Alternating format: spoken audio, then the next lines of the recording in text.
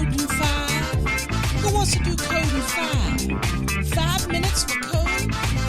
Oh, hell. Bring it, boy. Code in 5. What up, everybody? Welcome to another episode of Code in 5. My name is Paul Abernathy, your host, and welcome to the podcast where we analyze the National Electrical Code. Now, something I don't usually do, again, I got 5 minutes to explain a topic, but I want you to go back and listen to episode 10, because episode 10 kind of is a piggyback onto today's Code in 5, and that is dealing with 110.14C1A, and that was dealing with terminal provisions of 100 amperes or less, or conductor sizes 14 through 1 gauge. And we talked about that. But on today's episode, we're going to skip all that mumbo jumbo that we talked about with temperature provisions and limitations, because we're going to hope that you go listen to episode 10. So I'm going to jump right into 110.14C1B, and that's dealing with terminal provisions for equipment where the circuits are over 100 amps. So over 100 amps, and conductors marked larger than 1 gauge, so 1 aught and larger.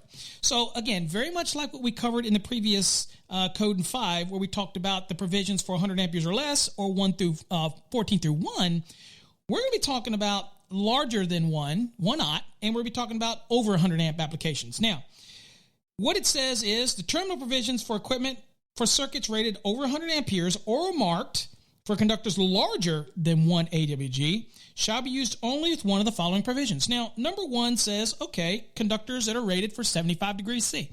We're okay with that. The one thing to remember here is the weakest link is still going to apply. So if I happen to take that 75 degree rated conductor because it was rated over 100 amperes and the conductor was larger than 1 gauge, then if it was connected to a device that has a 60 degree terminal, then again, I'm limited by the charging statement in 110.14c, which says, again, the temperature rating associated with the ampacity of a conductor shall be selected and coordinated so as not to exceed the lowest temperature rating of any connected termination, conductor, or device. In this case, if the device is the weakest link, then we're going to have to be stuck down at whatever the rating is. In other words, the 6-degree rating. Now, typically, when we get to these sizes, most of the time, the conductors are going to be 75 degrees C or even 90 degrees C. And also the terminal limitations are going to be at least 75 degrees C. Now, of course, we can still use a 90-degree rated insulation for adjustment and correction purposes. That's what it said under 110.14c, the very last sentence. That allows us to do that, so we're going to do that as we normally would. But we're going to read some of these rules. Now, number 1, it says conductors rated 75 degrees C. So again, if it's over 100 amps or the conductors are sized larger than 1 gauge, then I'm going to use the 75 degrees C column under 310.16 for ampacity, and that conductor is okay for that. Again, we're going to make sure we're checking our terminal ratings because, again, weakest link's still going to apply. Make sure you watch episode 10 or listen to it, and you'll get a better understanding of what I mean.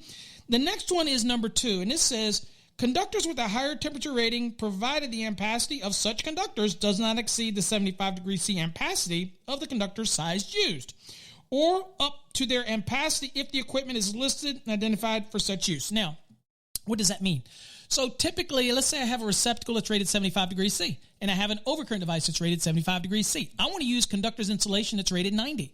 That's perfectly okay for adjustment and correction purposes, as long as we understand that at the end of the day, whatever the ampacity is that comes out of the effect of, let's say, an adjustment or correction, maybe 310.15b, or 310.15c, maybe the number of current carrying conductors, or ambient temperature other than 30 degrees C, 86 degrees Fahrenheit. If it changes my ampacity, all I'm trying to do is see that I have a conductor that can, 1, still handle the load, and 2, the load cannot exceed the value within the 75-degree column. Okay? Pretty simple, right?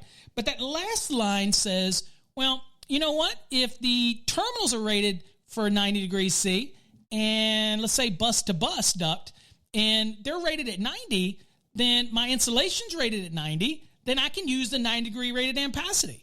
But if anything in that link is rated 75 degrees, then I have to worry about that weakest link theory, so I'm going to have to fall under the 75 degrees C.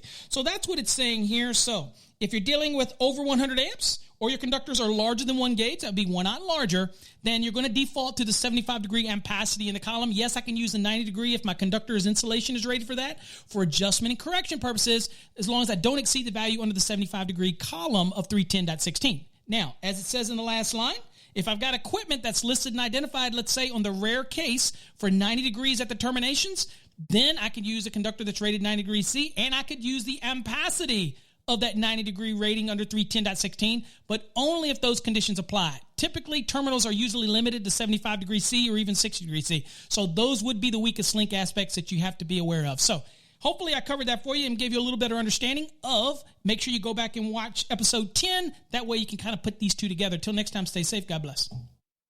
Can we do code in 5?